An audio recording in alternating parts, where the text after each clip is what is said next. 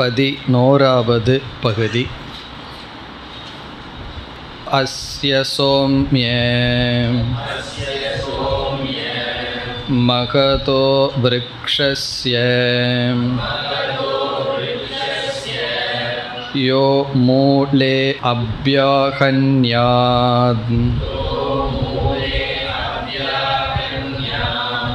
ஜீவன் ஸ்ரவேத்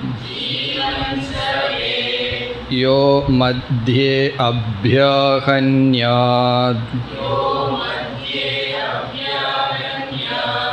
ஜீவன் ஸ்ரவேத் யோ அக்ரே அப்யாஹன்யாத் ஜீவன் ஸ்ரவேத்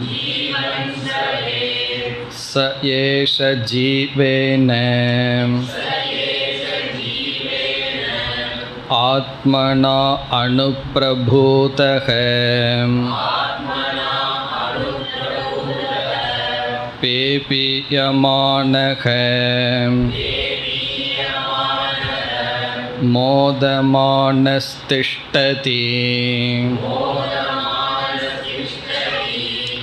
அஸ்ய யதேகாம் ஷாகாம்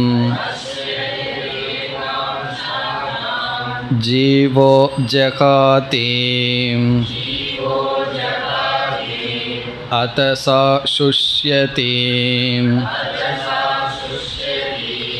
த்விதீயாம் ஜகாதி அத சா சுஷ்யதி த்ரிதீயாம் ஜகாதி அத சா சுஷ்யதி சர்வம் ஜகாதி சர்வசுஷ்யதி ஏவமேவ கலு சௌம்யம் வித்தி இதி கோவாச்ச ஜீவாபேதம் வாவம் கில இதம் ம்ரியதே ந ஜீவோ ம்ரியத இதி சய ஏஷோனிமாம் ஐததாத்ம்யமிதம் சர்வம் தத் சத்யம் ச ஆத்மா தத்வமசி ஸ்வேதகேதோ இதி பூய ஏவ மா பகவான் விஜ்ஞாபயது இதி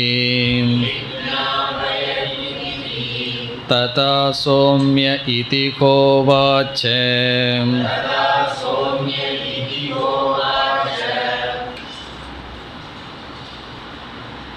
தத்துவமசி என்ற மகாவாக்கிய விளக்கத்தை தொடர்ந்து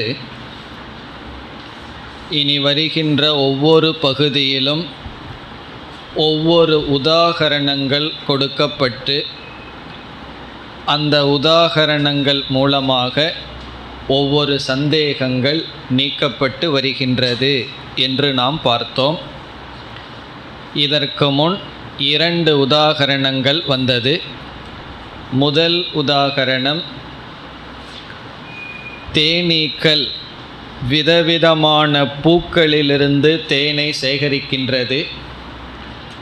பிறகு தேன் சேகரித்து ஒன்றாக இருக்கும் பொழுது அங்கு இருக்கின்ற தனித்தனியாக வந்த தேன்கள் நான் இந்த மலரிலிருந்து வந்துள்ளேன், நான் இந்த மலரிலிருந்து வந்துள்ளேன் என்ற அறிவுடன் இருப்பதில்லை.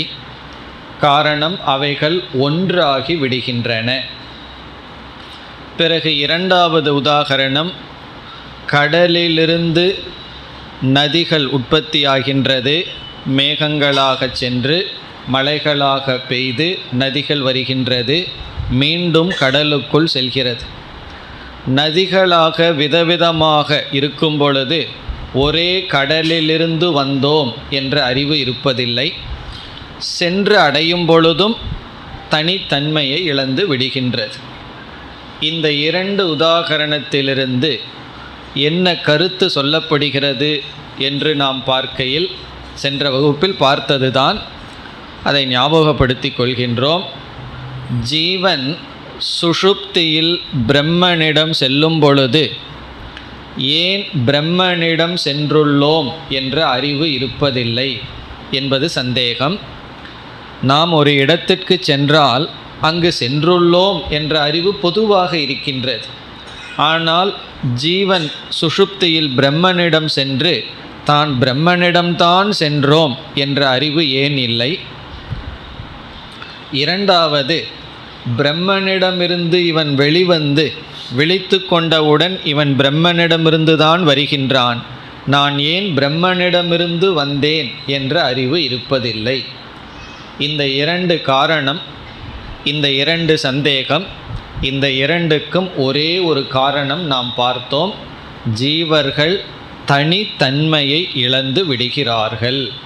பிரம்மனிடம் செல்லும் பொழுது அவர்களினுடைய தனித்தன்மையை இழந்து விடுவதனால் அவர்களுக்கு தெரிவதில்லை. ஜீவன் ஜீவனாக இருந்து பிரம்மனிடத்தில் இல்லை. பிரம்மனிடம் செல்லும் பொழுது ஜீவன் தனித்தன்மையை இழந்து விடுகின்றான். பிறகு இனி ஒரு கருத்து நாம் பார்த்தோம். ஜீவர்களெல்லாம் தனித்தன்மையை இழந்து விட்டால் பிறகு எப்படி திரும்பி வர முடியும் என்றால், அவர்களுடைய கர்மவினை அஞ்ஞானம் இருப்பதனால் இழக்கப்பட்ட தனித்தன்மை மீண்டும் பெறப்படுகின்றது. அவர்கள் விழித்து கொண்டவுடன் பழைய ஜீவர்களாகவே வருகிறார்கள் என்று தனித்தன்மை இழக்கப்படுகின்றது, அதே சமயத்தில் தனித்தன்மை பெறப்படுகின்றது என்ற இந்த இரண்டு கருத்தை நாம் பார்த்தோம். இனி 11வது பகுதிக்கு வருகின்றோம். இப்போ இங்கு என்ன உதாகரணம், இதிலிருந்து என்ன கருத்துக்கள் பேசப்படுகின்றன என்று நாம் பார்க்க வேண்டும். இங்கு உதாகரணமானது, மரத்தை நாம் வெட்டும் பொழுது மரத்தினுடைய ஒரு கிளையை வெட்டுகின்றோம், கீழ்ப்பகுதியை சில சமயங்களில் வெட்டுகின்றோம். அப்பொழுது எதை நாம் பார்க்கின்றோம் என்றால், அந்த மரத்திலிருந்து ஒரு ரசமானது வெளியே வருகின்றது. யாராவது நம்முடைய உடலை வெட்டினால் எப்படி இரத்தம் வருகின்றதோ அதுபோல் மரத்தை வெட்டினால் மரத்திலிருந்து என்ன வருகின்றது? ரசமானது வருகின்றது. ரசம்னா நீர் வருகின்றது. இதிலிருந்து என்ன தெரிகின்றது? மரமானது வேர் வழியாக நீரை எடுத்துக்கொண்டு தன்னை பாதுகாத்து கொண்டு இருக்கின்றது, வாழ்ந்து கொண்டு இருக்கின்றது. பிறகு ஒரு கிளையை ஒடித்து விட்டால், அந்த கிளை வறண்டு விட்டது என்றால், அங்கு நாம் வெட்டினால் அங்கு நீர் வராது. இதுதான் உதாகரணம். மிக மிக எளிமையான சிம்பிள் எக்ஸாம்பிள். இதிலிருந்து என்ன சொல்லப்படுகிறது என்றால், எந்த இடத்தில் ஜீவிதம் வாழ்க்கை இருக்கும், எந்த இடத்தில் ஜீவிதம் இருக்காது என்ற கருத்து பேசப்படுகின்றது. இப்போ உதாகரணம் இவ்வளவுதான். மரத்தை வெட்டினால் அதிலிருந்து நீரானது வருகின்றது. எந்த பகுதி வறண்டு விட்டதோ அந்த இடத்தில் வெட்டினால் நீர் வருவதில்லை என்று சொல்லி உபனிஷத் என்ன சொல்கிறது? இந்த மரமானது, மரத்துக்குள் ஒரு ஜீவன் இருக்கின்றான். அந்த ஜீவன் எந்த பகுதியிலிருந்து அபிமானத்தை எடுத்துக்கொண்டானோ அந்த இடம் வறண்டு விடுகின்றது, மரணத்தை அடைந்து விடுகின்றது. இதுதான் உதாகரணம். இனி இதிலிருந்து என்ன கருத்து பேசப்படுகிறது என்று இப்பொழுது நாம் பார்க்கலாம். இங்கு பேசப்படுகின்ற கருத்து என்னவென்றால், ஜீவனுடைய தத்துவம் இங்கு பேசப்படுகிறது. யார் ஜீவன் என்ற கருத்து இங்கு விளக்கப்படுகின்றது. பொதுவாக ஜீவாத்மா, ஜீவன் என்று சொல்லும் பொழுது நமக்கு ஸ்தூல சரீரம்தான் கண்ணுக்கு தெரியும். இந்த உடல் தான் நமக்கு கண்ணுக்கு தெரியும். உடலுடன் கூடியவர்கள் ஜீவர்கள் என்று சொல்வோம். அது மரம் செடி உடலாக இருக்கலாம், பறவைகள் உடலாக இருக்கலாம், மிருகங்கள் உடலாக இருக்கலாம், மனித உடலாக இருக்கலாம். இந்த உடலுடன் இருப்பவன் தான் ஜீவன் என்று நாம் நினைக்கின்றோம். ஒருவனுடைய உடல் இறந்து விட்டால் ஜீவனும் இறந்து விட்டான் என்று நாம் நினைக்கின்றோம். இப்போ யார் ஜீவன், யார் ஜீவித்திருக்கிறார்கள் என்ற கேள்வி வரும்பொழுது மேலோட்டமாக இந்த உடல் தான் நமக்கு தெரிகின்றது. இந்த உடலை வச்சு தான் இவன் ஜீவன், ஜீவித்திருந்தான், இப்பொழுது அந்த ஜீவன் இல்லை, மரணத்திற்கு பிறகு ஜீவன் இல்லை என்று முடிவு செய்கிறோம். அதனால தான் கட்டோபனிஷத்தில் கேள்வி என்ன, ஏயம் பிரேதே விசிகித்சா மனுஷ்யே, மனிதர்கள் இறந்ததற்கு பிறகு சிலர் ஜீவர்கள் தொடர்கிறார்கள் என்றும் சிலர் தொடர்வதில்லை என்ற சந்தேகம் இருக்கிறது என்று கேள்வியானது அங்கு கேட்கப்பட்டது. அவ்விதம் நேராக நாம் பார்த்தால் அல்லது மேலோட்டமாக பார்த்தால் இந்த ஷரீரம் இருக்கும் வரை ஜீவன் இருக்கின்றான், ஷரீரம் சென்றவுடன் ஜீவன் இல்லை. இதுதான் மேலோட்டமான கருத்து. இந்த இடத்தில் இந்த உதாகரணத்தில் உபனிஷத் என்ன சொல்கின்றது, ஜீவன் என்ற ஒன்றுக்கு இந்த ஷரீரம் கொடுக்கப்பட்டிருக்கின்றது. அதுதான் இங்கு சொல்லப்படுகின்ற கருத்து. ஜீவன் ஷரீரம் என்று நினைச்சிட்ருக்கோம். இங்கு உபனிஷத் சொல்கிறது ஜீவனுக்கு ஷரீரம் கொடுக்கப்பட்டிருக்கின்றது. அப்போ ஷரீரம் நம்ம உடல்ங்கிறது என்னவென்றால் ஜீவனுக்கு கொடுக்கப்பட்ட ஒரு கருவி, ஒரு இன்ஸ்ட்ருமெண்ட். எதற்கு கொடுக்கப்பட்டுள்ளது, ஜீவனுடைய சுகதுக்கத்தை அனுபவிப்பதற்காக. ஜீவன் சுகதுக்கத்தை அனுபவிக்க இந்த ஷரீரம் ஜீவனுக்கு கொடுக்கப்பட்டுள்ளது.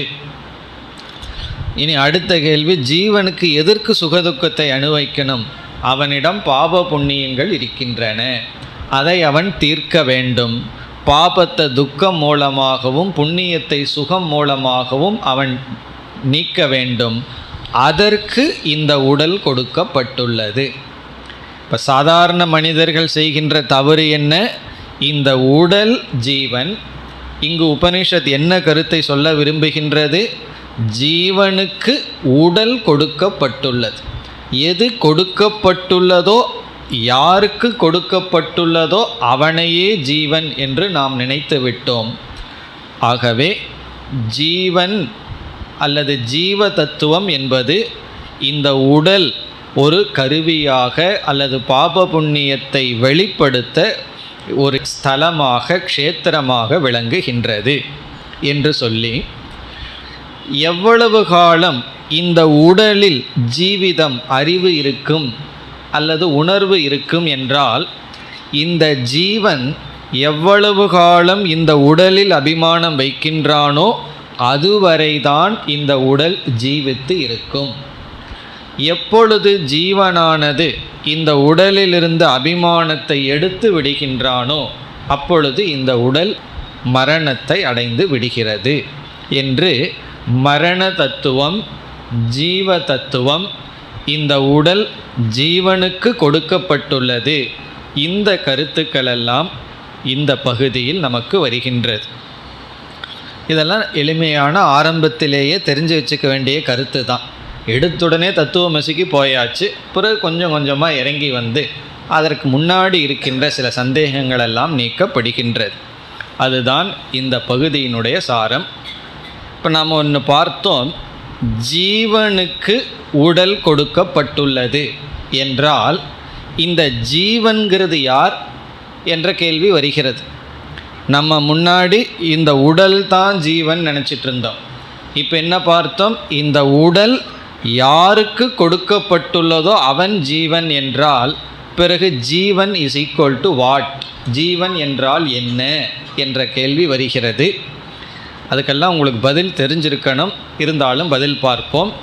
இந்த ஜீவன்கிற இடத்துல 3 தத்துவங்கள் சேர்ந்து இருக்கின்றது. 3 தத்துவத்தினுடைய சேர்க்கையத்தான் ஜீவன்னு சொல்கிறோம். அப்படி 3 தத்துவத்தினுடைய சேர்க்கையான ஜீவனிடம் நான்காவதாக கொடுக்கப்பட்டுள்ளது தான் நம்முடைய ஸ்தூல சரீரம். அந்த 3 தத்துவம் என்ன என்றால், முதல் தத்துவம் சுத்த சைத்தன்யம் அல்லது சித் சொரூபம், அறிவு சொரூபம், தூய்மையான சுத்த சைத்தன்யம் அல்லது சுத்த சித். இரண்டாவது சூக்ஷ்ம சரீரம், நம்முடைய மனம், இரண்டாவது தத்துவம் நம்ம சூக்ஷ்ம சரீரம். மூன்றாவது இந்த சூக்ஷ்ம சரீரத்தில் பிரதிபிம்பிக்கின்ற சுத்த சைத்தன்யத்தினுடைய பிரதிபிம்பம், மனதில் தோன்றுகின்ற ரிஃப்ளெக்ஷன், அதை சிதாபாசக என்று அழைக்கின்றோம். சிதாபாசக. இந்த 3 சேர்ந்துதான் நாம் ஜீவன் என்று சொல்கின்றோம். இப்போ ஜீவன் என்பவன் மனம், மனதில் இருக்கின்ற பொய்யான ஒரு அறிவு அல்லது உண்மையான அறிவினுடைய பிரதிபிம்பம். பிறகு பிரதிபிம்பம் வேணும்னா பிம்பம் வேண்டும் அல்லவா, அந்த சைத்தன்யம். இந்த 3 சேர்ந்தால் ஜீவன்னு சொல்கிறோம். இனி இந்த ஜீவனுக்கு என்ன கொடுக்கப்படுகிறது? நம்முடைய ஸ்தூல சரீரம் கொடுக்கப்படுகின்றது. இப்போ யார் ஸ்தூல சரீரத்தை எடுத்துக்கொள்கிறார்கள்? இந்த ஜீவன் ஸ்தூல சரீரத்தை எடுத்துக்கொள்கின்றான். இந்த ஜீவன் எப்பொழுது இந்த ஸ்தூல சரீரத்திலிருந்து அபிமானத்தை விலக்கிக் கொள்கிறானோ அப்பொழுது இந்த ஸ்தூல சரீரம் மரணத்தை அடைகின்றது. இப்போ மரணம் என்பது என்ன என்றால், ஜீவன் இந்த உடலில் இருக்கின்ற அபிமானத்தை விலக்கி கொள்ளுதல். நாம் ஏன் மரணத்தை கண்டு பயந்து கொள்கின்றோம்? அதற்கு காரணம் என்னவென்றால், மரணத்தில் நான் இறந்து விடுகின்றேன், எனக்கு நாசம் வருகின்றது என்று நினைத்து பயப்படுகின்றோம். அப்பொழுது நான்கிற சொல்லுக்கு முழுமையாக என்ன பொருள் ஆயிடுது? உயிரோடு இருக்கின்ற நான் சொல்லிட்டு இந்த உடல்தான் நான், ஜீவன் என்று பொருளாகி விட்டது. இப்போ இந்த இடத்துல உபனிஷத் என்ன அறிவை கொடுக்க விரும்புகின்றது? உனக்கு இந்த சரீரம் கொடுக்கப்பட்டுள்ளது. இப்போ எப்போ உனக்கு மரணம் வருகிறதோ அப்பொழுது நீ ஒரு ஷர்ட்டை கழட்டி போடுறது போல இந்த சரீரத்தை விட்டு விடுகின்றாய். மேபி இதை விட பெட்டர் சரீரம் கிடைக்க போகுது. இந்த சரீரத்துக்கு வயசாகி எல்லா விதமான நோயும் கஷ்டப்பட்டுட்டு இருக்கோம். இருந்தாலும் என்னன்னா இந்த சரீரத்தை விடுறதுக்கு மனசு வருவதில்லை. காரணம் என்ன? அதில் இருந்து இருந்து பற்று விட்டது. ஆகவே என்னாச்சு? இந்த சரீரம்தான் நான் நினச்சிட்ருக்கோம். இப்போ மரணம் என்பது இந்த ஜீவன் இந்த சரீரத்தை விட்டு விடுதல். எவ்வளவு தூரம் விலக்கிக் கொள்கின்றானோ அவ்வளவு தூரம் அந்த சரீரம் மரணத்தை அடைகிறது. பிறகு ஜீவனால் தான் இந்த சரீரம் ஜீவித்து இருக்கின்றது என்ற கருத்து இங்கு பேசப்படுகிறது. உதாகரணத்தில் என்ன சொல்லப்படுகிறது? ஒரு மரத்தினுடைய ஒரு கிளையை வெட்டிவிட்டால் அந்த மரமானது அந்த கிளையில் இருக்கின்ற அபிமானத்தை எடுத்து கொள்கின்றதாம். உடனே அந்த கிளையானது காய்ந்து விடுகின்றது. இப்போ ஒரு மரத்தில் ஒரு கிளை ஒடிஞ்சிடுது. ஒடிஞ்ச உடனே சில சமயங்களில் அந்த கொஞ்சம் பகுதியிலிருந்து மீண்டும் அந்த கிளை நல்லா இருக்கலாம். சில இடங்கள் என்ன ஆகும்? காஞ்சு இருக்கும். அப்போ நாம் என்ன புரிந்து கொள்ள வேண்டுமா? அந்த முழு மரத்தில் இருக்கின்ற ஜீவன், மரத்திலே ஜீவன் இருக்கான், அதனால தான் அங்கே உயிர் இருக்கின்றது. அங்கு அவன் என்ன செய்து விட்டான்? அந்த மரத்தில் இருக்கின்ற ஜீவன் தத்துவம் ஒரு பகுதியிலிருந்து தன்னுடைய அபிமானத்தை விலக்கி கொண்டதாம். அப்பொழுது என்ன ஆச்சுன்னா அது காய்ந்து விட்டது. அது ஒரு ஜீவ தத்துவம் இல்லாமல் சென்று விட்டது. இனி ஒரு கிளையை வெட்டுகின்றோம். அப்பொழுது என்ன செய்கின்றது? மரத்தில் இருக்கின்ற ஜீவன் தன்னுடைய அபிமானத்தை இனி ஒரு கிளையிலிருந்து எடுத்துக்கொள்கின்றான். ஆகவே அது காய்ந்து விடுகின்றது. முழு மரத்தையே நாம் வெட்டி விடுகின்றோம் என்றால் முழு மரமும் காய்ந்து விடுகிறது என்றால் ஜீவன் முழுமையாக அங்கிருந்து அபிமானத்தை எடுத்து விட்டான். இப்போ ஜீவன் அபிமானம் வைக்கும் பொழுது எதில் அபிமானம் வைக்கின்றானோ அது ஜீவிக்கின்றது. ஜீவன் அபிமானத்தை எடுக்கும் பொழுது அது இறந்து விடுகின்றது. இதுதான் மரண தத்துவம். கேட்குறதுக்கு நல்லா இருக்குது, ஆனால் மரணம்னு வந்தால் நான் ஒத்துக்க மாட்டேன்னு சொல்லுவோம். ஆனால் உண்மை இதுதான். இப்போ இப்படி ஒத்துக்கணும்னா நாம் எதுக்கு போகணும்னா, ஸ்தூல சரீரம் எனக்கு கொடுக்கப்பட்டுள்ளது, நான் இதை காட்டிலும் வேறாக இருக்கின்ற சூக்ஷ்ம சரீரமான ஜீவன் என்று புரிந்து கொள்ள வேண்டும். இப்போ நான் ஜீவன்னு புரிந்து கொண்டால் மோட்சமானா அதுவும் கிடையாது. ஜீவன்னு புரிந்து கொண்டாலும் மோட்சம் இல்லை. காரணம் என்ன? இந்த மனமும் மனதில் இருக்கின்ற சிதாபாசமும் தான் வேறொரு சரீரத்தை எடுக்கின்றது. பிறகு சம்சாரத்தை அது மீண்டும் தொடர்கிறது.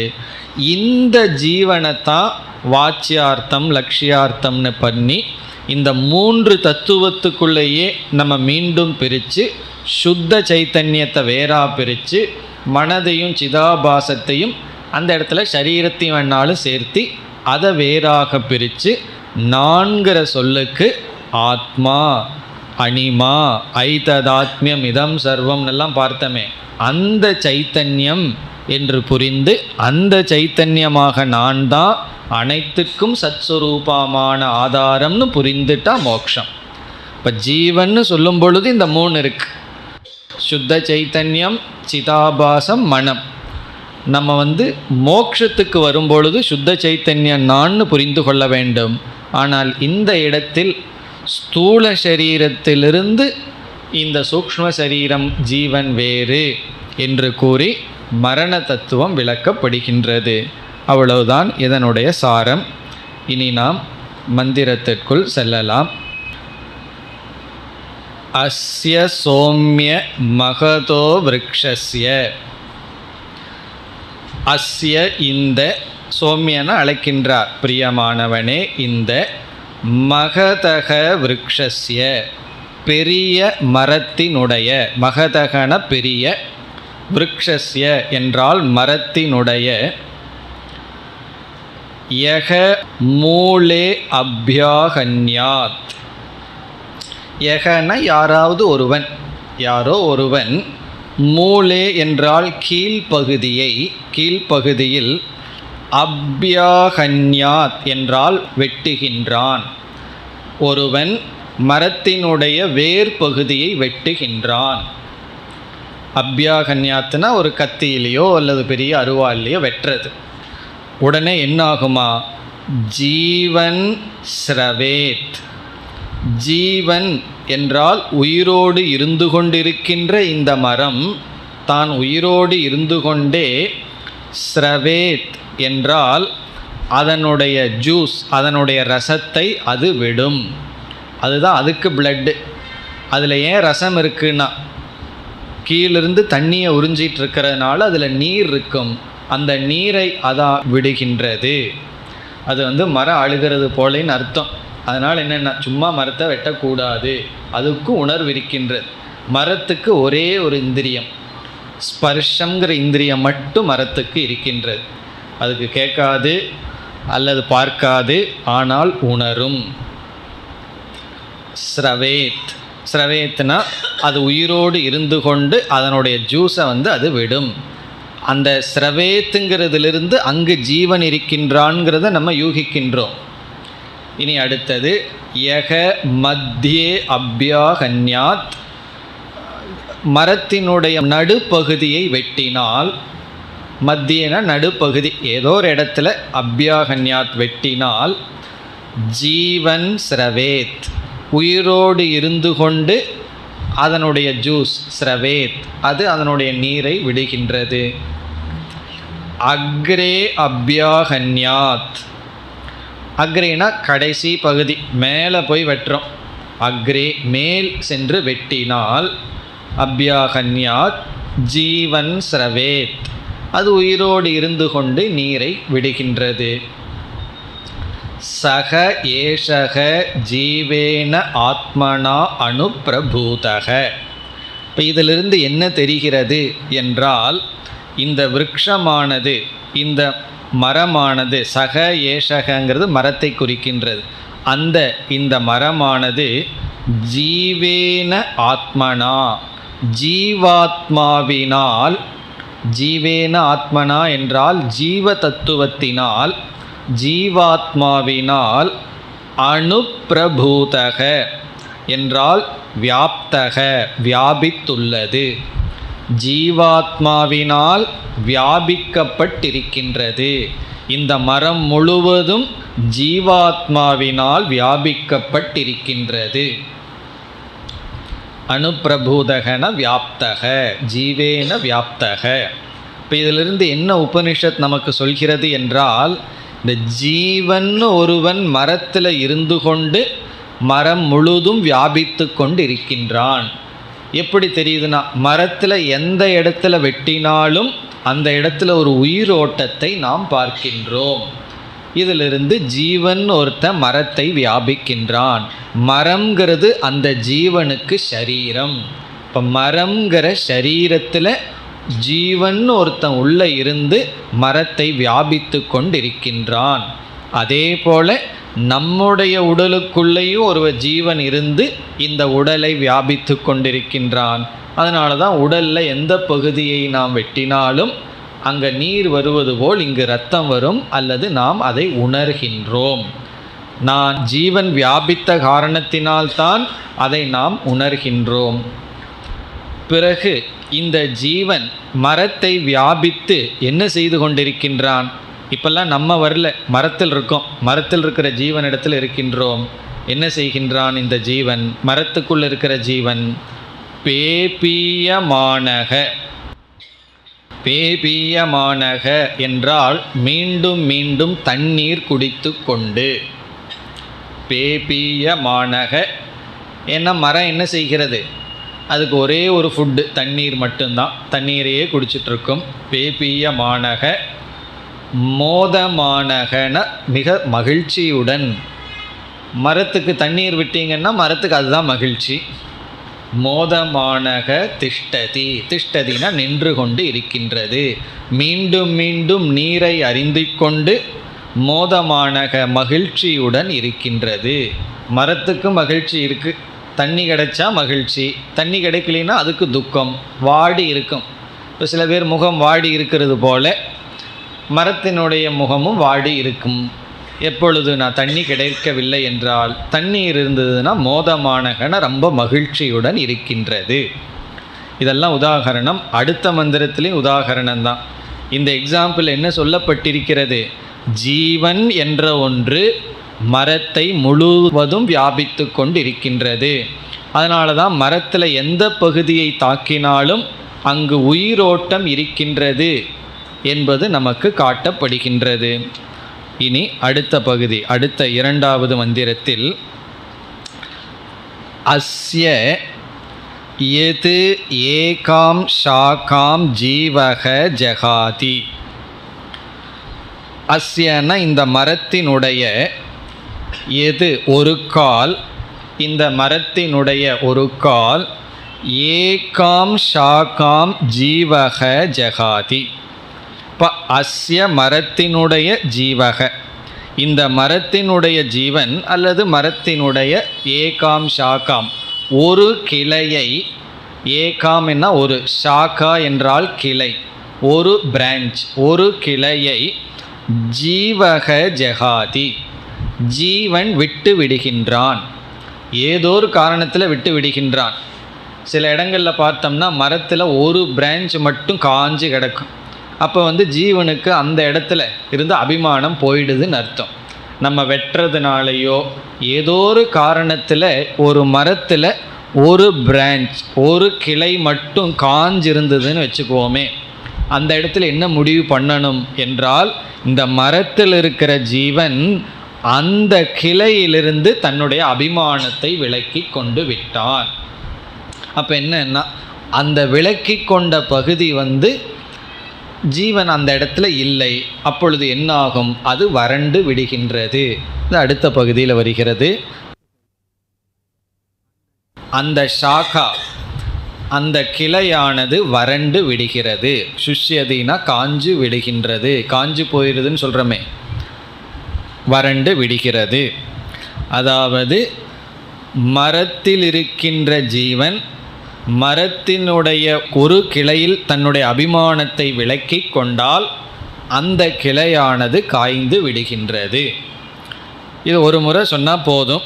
இருந்தாலும் குழந்தைக்கு சொல்கிற மாதிரி உபனிஷத் சொல்லுது, த்விதீயாம் ஜகாதி, இரண்டாவது கிளையிலிருந்து தன்னுடைய அபிமானத்தை விட்டு விட்டால், ஜகாதினா விட்டு விடுதல், அபிமானத்தை விட்டு விட்டால், அத சா சுஷ்யதி, அதனால் அந்த இரண்டாவது கிளை வாடி விடுகின்றது.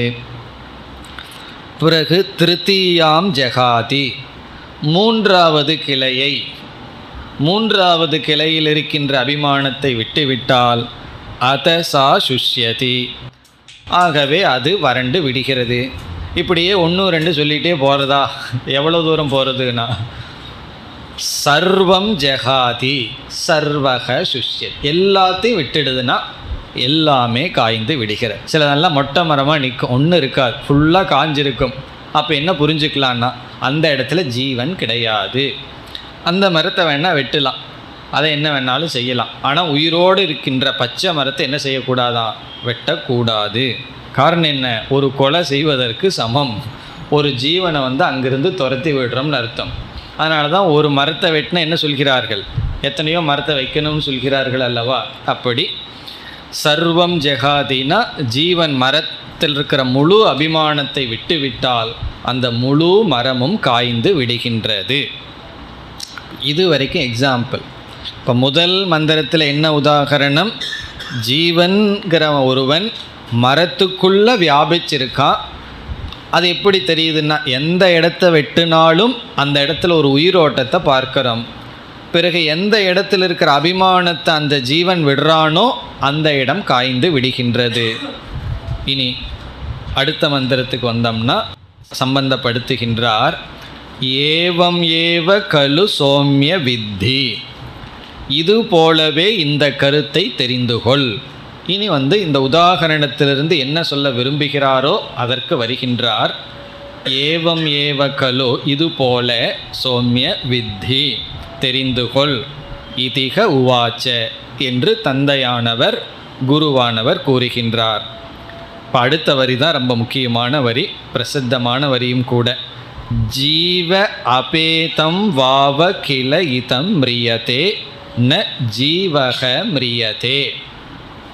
இது அடிக்கடி கோட் பண்ணுற இடம். ஜீவ அபேதம் வாவ கில இதம் மிரியதே. ஜீவ அபேதம், அபேதம்னா விட்டு விடுதல். ஜீவனால் விடப்பட்டு விட்ட, ஜீவனால் நீக்கப்பட்டு விட்ட, அபிமானத்தை விடப்பட்டு விட்ட, இதம் இந்த உடல், மிரியதே மரணத்தை அடைகின்றது. வாவ கிலங்கிறதெல்லாம் அலங்காரத்துக்காக, அழகுக்காக சொல்லப்படுவது, அங்கே அர்த்தம் கிடையாது. இப்போ ஜீவ அபேதம் என்றால் ஜீவனால் விடப்பட்ட, ஜீவனால் அபிமானத்தை நீக்கப்பட்ட, இதம் அப்படின்னு ஒரு சொல் இருக்கு. இந்தன சரீரம், உடல் அர்த்தம். இந்த சரீரம் மிரியதே, ஜீவனால் அபிமானத்தை எடுக்கப்பட்ட இந்த சரீரம் மிரியதே. ந ஜீவக மிரியதே, ஜீவன் இறப்பதில்லை. ரொம்ப நேரடியாக சொல்லப்படுகிறது. ஜீவன் இறப்பதில்லை. பிறகு யார் இறக்கிறார்கள்? ஜீவனால் அபிமானம் எடுக்கப்பட்ட ஒரு ஜீவன் தன்னுடைய அபிமானத்தை எங்கிருந்து நீக்கிக் கொள்கிறானோ அந்த உடல் தான் இறக்கின்றது. இப்போ ஜீவக ந மிரியதே இதி. இப்போ இதுதான் இங்கே முக்கியமான சொல். ஜீவன் இறப்பதில்லை, ஜீவனிடம் இருக்கின்ற ஷரீரம்தான் மரணத்தை அடைகின்றது. இப்போ ஜீவனுடைய சரீரம் மரணத்தடைகிறது, ஜீவன் இறப்பதில்லை. அதுதான் இங்கு வாக்கியம். இப்போ இந்த இடத்துல இனி சில விசாரங்களெல்லாம் செய்யப்படுகிறது. அது என்ன என்றால், இதற்கு முன் ஒரு உதாகரணம் வந்தது. கடலுக்குள் நதிகள் சென்று விடுகின்றன. விதவிதமான பூக்களிலிருந்து தேன் சேகரிக்கப்பட்டு விடுகிறது. அப்படி சேகரிக்கப்பட்டு விட்டால் மீண்டும் அதே தேன் வருவதில்லை. கடலுக்குள் சென்று மறைகின்ற நதிகள் மீண்டும் அதே நதிகளாக வெளியே வருவதில்லை. இப்போ கங்கை கடலில் கலந்துடுதுன்னா அந்த நீரே ஆவியாகி மீண்டும் கங்கையாக உருவாகி வருவதில்லை. ஆனால் ஜீவன் விஷயத்தில் அப்படி அல்ல. அவன் பிரம்மனிடம் சென்றாலும் உறக்கத்தில் திரும்பி வரும்பொழுது அதே ஜீவனாக வருகின்றான். காரணம் என்னவென்றால், அவன் பிரம்மனிடம் செல்லும் பொழுது அறியாமையினால் சென்றான். அறியாமையினுடைய விளைவான கர்மத்தை வைத்து கொண்டு அவன் சென்றுள்ளான்.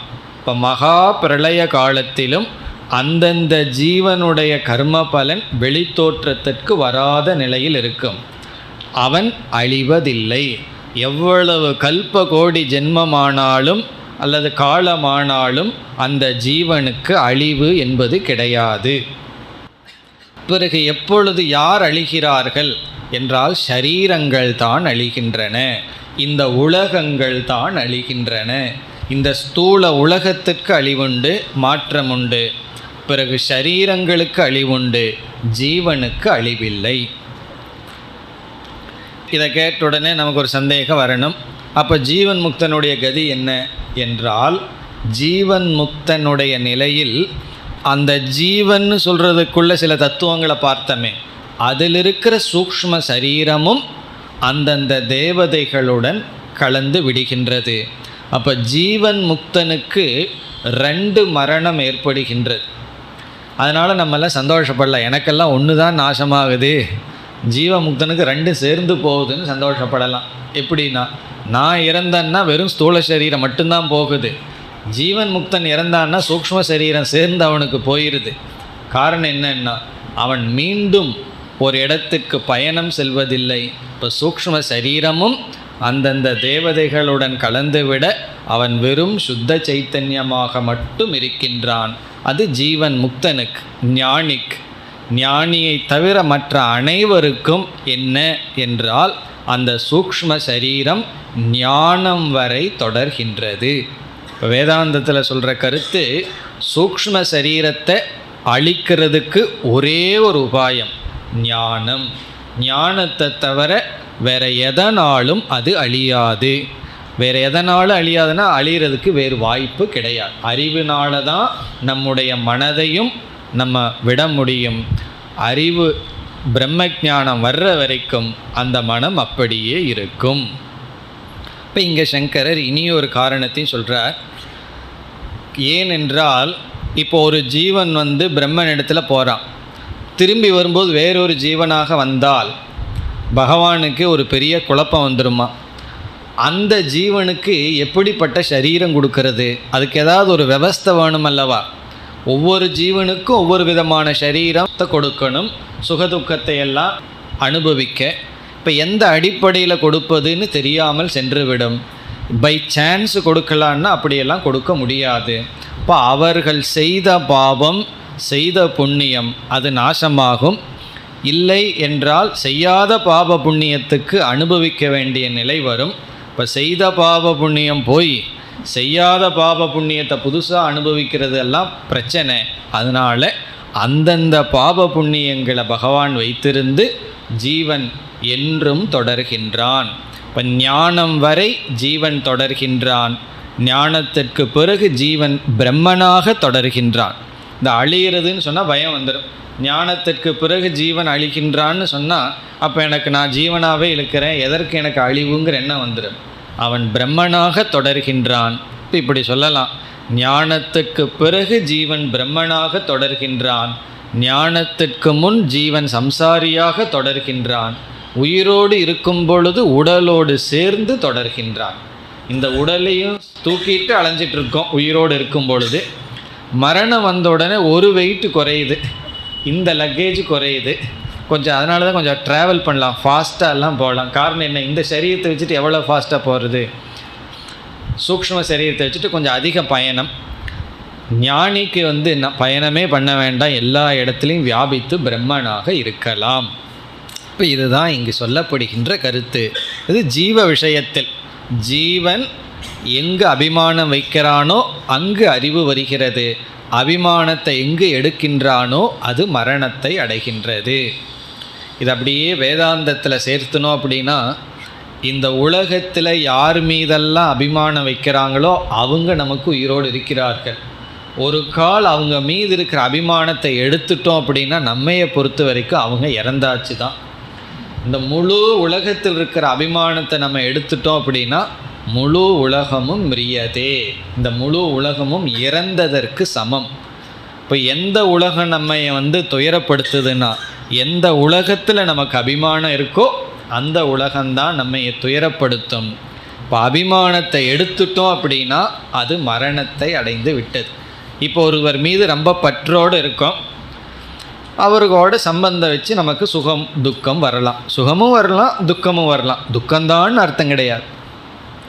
அவர் மீது இருக்கிற முழு அபிமானத்தை எடுத்துட்டோம் அப்படின்னா தர்க்க சாஸ்திரத்தில் அதற்கு ஒரு சொல் இருக்குது, அந்யதா சித்தம் அப்படின்னு சொல்லுவார்கள். ரொம்ப ஃபேமஸான வார்த்தை தர்க்கத்தில். அந்யதா சித்தம் அப்படின்னு ஒரு பொருளை தர்க்க சாஸ்திரத்தில் சொன்னால் அந்த பொருளுக்கு என்ன அர்த்தம்னா, அது இருந்தாலும் சரி இல்லைனாலும் சரி என்ன ஒன்றும் பண்ணாது, அப்படிப்பட்ட பொருளுக்கு தர்க்கத்தில் அந்யதா சித்தம்னு சொல்லுவார்கள். அதாவது அந்த பொருள் இருந்தாலும் சரி அது இல்லாட்டியும் சரி ஒரு விதமான மாற்றத்தையும் கொடுக்காமல் இருந்தால் அந்த ஆப்ஜெக்ட் எல்லாம் அந்யதா சித்தம். அது எந்த விதத்துலையும் கான்ட்ரிபியூட் பண்ணாதுன்னு அர்த்தம். சிலதெல்லாம் இருந்தாவே போதும் பிரச்சனையை கொடுக்கும், ஒன்றும் செய்ய வேண்டாம். சில பேர் வீட்டில் இருந்தாவே போதும், சில பேர் இல்லாமல் இருந்தால் அதில் ஒரு சந்தோஷம் இருக்குது. சில பேர் இருந்தால் ஒரு சந்தோஷம் அல்லது துக்கம், சில பேர் இல்லைன்னா ஒரு சந்தோஷம். இன்றைக்கி நான் இங்கே வந்திருக்கேன், என்னென்னா வீட்டில் ஆள் இல்லை யார் இல்லை அதனால் வந்துட்டேன்னு சில பேர் சொல்லுவார்கள்.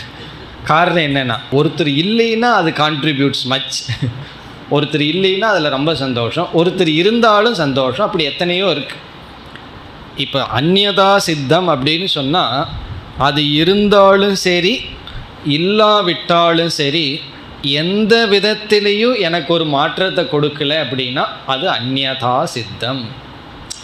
அதை தர்க்கம் படித்த ஒரு சுவாமி சொன்னார், இந்த உலகத்தையே அந்யதா சித்தமாக மாற்றணுமா அப்படின்னு. என்ன, அது இருந்தாலும் ஓகே இல்லைனாலும் ஓகே, அது எனக்குள்ள எந்த மாற்றத்தையும் செய்யாது, அது மரணத்திற்கு சமம். இப்போ அனைத்து மரணம் ஜீவிதம்ங்கிறது அபிமானத்தின் அடிப்படையில். இந்த கருத்தை அப்படியே நம்ம வேதாந்தத்துக்கு எக்ஸ்டெண்ட் பண்ணலாம். ஆனால் இந்த இடத்துல அந்த இடமெல்லாம் சொல்லப்படவில்லை.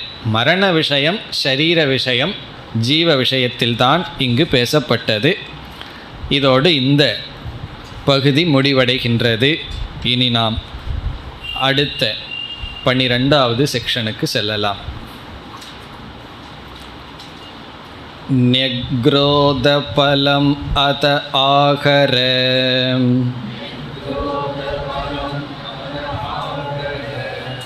இதி இதம் பகவ இதி பிந்தி இதி பின்னம் பகவ இதி கிமத்ர பஷ்யசி இதி அன்வய இவ இமா கணாஹ பகவ இதி ஆசாம் அங்க ஏகாம் பிந்தி இதி பின்னா பகவ இதி கிமத்ர பஷ்யசி இதி ந கிஞ்சன பகவ இதி தகும் ஹோவாச்ச யம் வை சோம்யம் ஏதம் அனிமானம்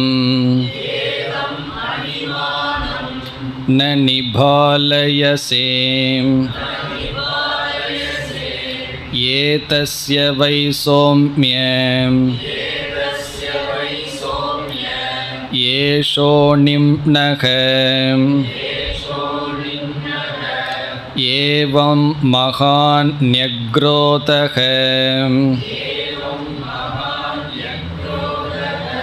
திஷ்டதி ஸ்ரத்தஸ்ய சௌம்ய இதி சய ஏஷோணிமாம் ஐததாத்ம்யமிதம் சர்வம்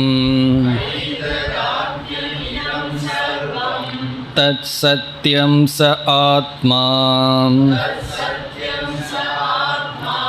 தத்வமசி ஸ்வேதகேதோ இதி பூய ஏவ மா பகவான் விஜ்ஞாபயது இதி ததா சௌம்ய இதி கோவாச்ச.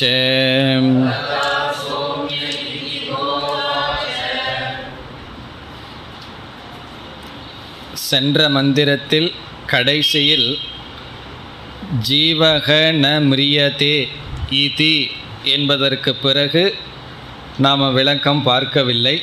காரணம் என்ன? கடைசி மந்திரம் திரும்ப திரும்ப வருகின்றது, சய ஏஷோணிமா. ஆகவே அதற்கு நாம் ஏற்கனவே விளக்கம் பார்த்து விட்டோம். இந்த பகுதியிலும் கடைசி மந்திரம் அதே மந்திரம்தான். இனி இந்த 12வது பகுதியில் என்ன கருத்து இருக்கின்றது, என்ன உதாகரணம் என்று பார்க்க வேண்டும். இங்கு வருகின்ற சந்தேகம் என்ன, உதாகரணம் என்ன என்று பார்க்கையில் முதல்ல சந்தேகத்தை பார்ப்போம்.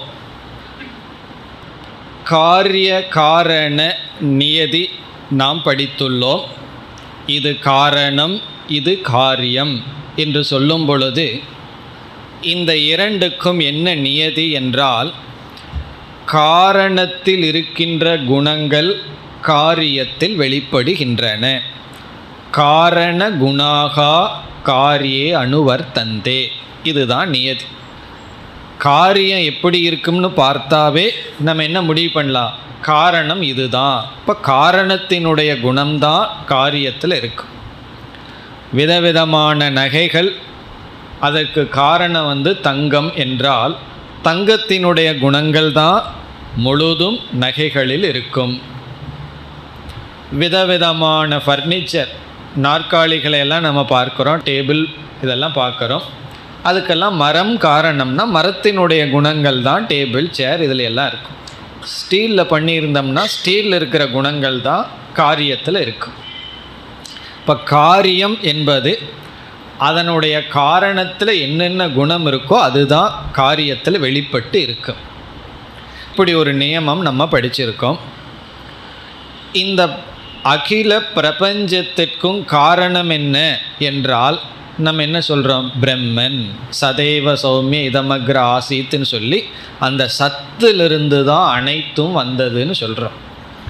அந்த சத் பிரம்மனை என்னன்னு சொல்கிறோம், நிர்குணம் என்று சொல்கிறோம்.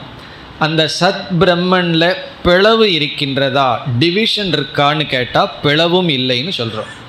இப்போ சத் பிரம்மனுக்கு நம்ம கொடுக்குற லட்சணம் நிஷ்கலம்.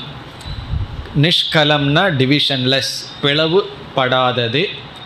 நிர்குணம், குணம் எதுவும் கிடையாது. அதாவது சிவப்பு மஞ்சள் மென்மையானது இப்படிப்பட்ட எந்த குணமும் கிடையாது. இப்போ நிஷ்கலம் நிர்குணம் எது, பிரம்மன். அந்த பிரம்மத்தை தான் மூல காரணம்னு சொல்லிட்டு இருக்கோம், அது சத். இனி இந்த பிரபஞ்சம் எப்படின்னா இது நிஷ்கலமாக இல்லை, சகலமாக இருக்குது. விதவிதமான பேதங்களுடன் கூடியதாக இருக்கின்றது, வேற்றுமைகளுடன் கூடியது. பிறகு சகுணம், விதவிதமான குணங்களுடன் கூடியதாக இருக்கின்றது. இப்போ இந்த பிரபஞ்சம் விதவிதமான குணங்களுடன் கூடியதாக இருக்கின்றது.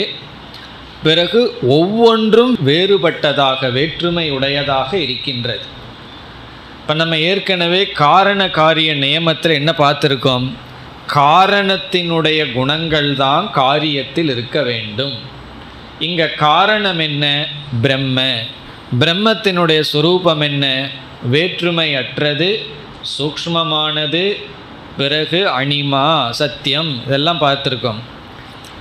நிர்குணமானது, இந்த பிரபஞ்சமோ வேற்றுமையுடன் கூடியது, பிறகு ஸ்தூலமானது, பிறகு சகுணம். இது எப்படி வரும்? சூக்ஷ்மமான நிஷ்கலமான பிரம்மனிடமிருந்து சகலமான சகுணமான பிரபஞ்சம் எப்படி தோன்றும்? இதுதான் சந்தேகம். சந்தேகம் இருக்குதோ? சந்தேகம் வரணும், அப்போ தான் இந்த பகுதி நமக்கு புரியும். சந்தேகம் என்ன?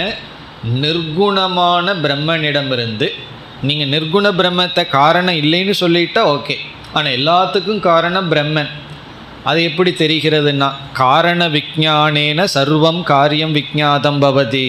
இந்த 6வது அத்தியாயத்திலேயே என்ன ஆரம்பம்னா, ஏக விஞ்ஞானேன சர்வ விஞ்ஞானம், ஒன்றை அறிந்தால் அனைத்தையும் அறிந்ததாகும்னு சொல்லி, அந்த ஒன்று காரணமாக இருந்தால்தான் அந்த காரணத்தை அறிவதன் மூலமாக அனைத்து காரியத்தையும் அறிகிறோம்னு சொல்லி அந்த சத்த காரணம்னு நம்ம சொல்லி இருக்கின்றோம். சத்த காரணம்னு சொல்லி இருந்தால் அந்த சத்திடம் என்ன குணம் இருக்குமோ அதுதானே வரணும். அந்த சத்த சத்தியம்னு சொல்கிறோம், இந்த உலகத்தை மித்தியான்னு சொல்கிறோம். அப்போ அந்த சத்தினுடைய சத்திய குணம் தானே இந்த உலகத்தில் இருக்கணும். இப்போ உலகத்தில் எப்படி மித்தியாங்கிற தன்மை இருக்க முடியும் என்ற சந்தேகம் வருகின்றது. ரொம்ப சுருக்கமாக சொன்னால், சூக்ஷ்மமான பிரம்மத்திடமிருந்து எப்படி ஸ்தூலமான சிருஷ்டி வரும், அதுதான் இதனுடைய சாரம்.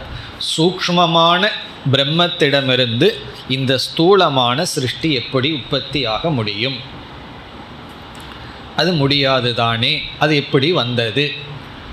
ஒன்றா முடியாதுன்னு சொல்லி ஆகணும். அதுக்கு பதில் சொன்னால் சரி, பிரம்மத்தை விட்டுருவோம், ஸ்தூலமாக வேறு எதையாவது சொல்லலாம். அப்படித்தான் மற்ற மதவாதிகளெல்லாம் சொல்லி வைத்தார்கள். பிரகிருத்தின்னு ஒன்றை வச்சுக்கோன்னு சாங்கியன் சொன்னால், அணுன்னு ஒன்றை வச்சுக்கலான்னு தர்க்க சாஸ்திரத்தில் இருப்பவர்கள் சொன்னார்கள். காரணம் என்ன? இந்த ஒரு கேள்விக்கு பதில் சொல்வதற்காகத்தான். சூக்ஷ்மமான நிர்குணமான பிரம்மனிடமிருந்து எப்படி சகுணமான இந்த உலகம் வரும்? வர முடியாது. அதனுடைய தன்மையிலிருந்து தான் வர முடியும், வர முடியாது.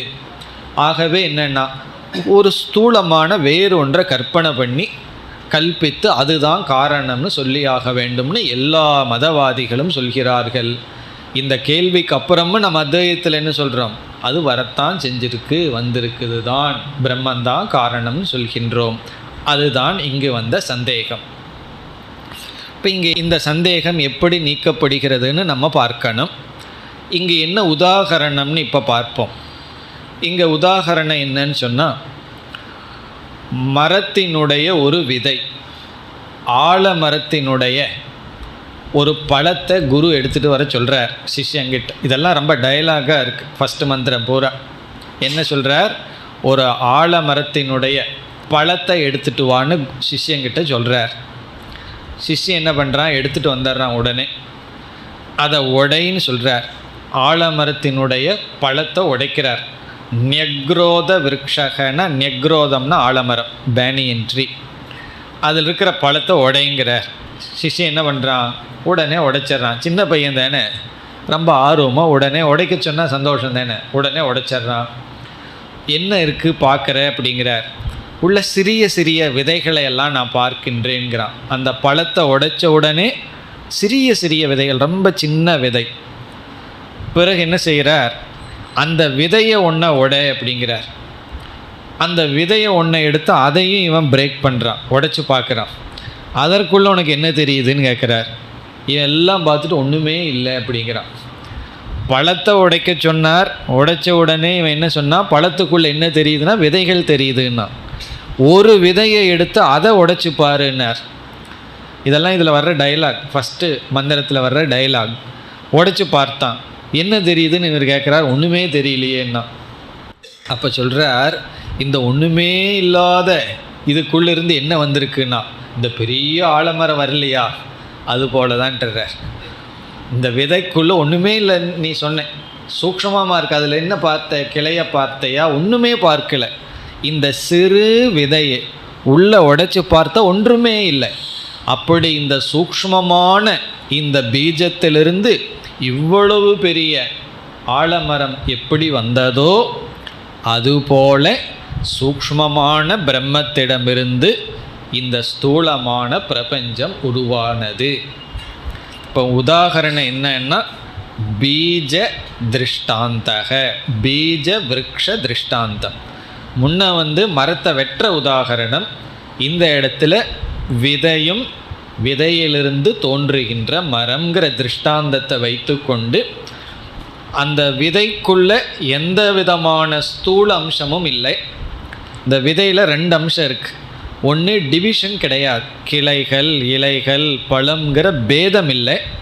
ஆனால் அதிலிருந்து தான் பேதத்தை உடைய மரம் தோன்றியது. வேற்றுமை உடைய மரம் எப்படிப்பட்ட வேற்றுமை? கிளைகள் இலைகள் பழங்கள் மரம், இப்படிப்பட்ட வேற்றுமை இல்லாத பீஜத்திலிருந்து வந்தது. பிறகு குணம், விதவிதமான குவாலிட்டிஸ் இருக்குது. இலைக்கு ஒரு குணம் இருக்குது, பழத்துக்கு ஒரு குணம் இருக்குது. இந்த பீஜத்துக்குள்ளே எந்த குணமும் கிடையாது. இப்போ இங்கே நீ பார்க்காத குணம் நீ இதனுடைய காரியத்தில் பார்க்கின்றாய். நீ இங்கே பார்க்காத வேற்றுமையை காரியத்தில் நீ பார்க்கின்றாய். பொதுவான நியமம் நம்ம காரியத்திலையும் காரணத்திலையும் ஒரே குணத்தை பார்ப்போம்.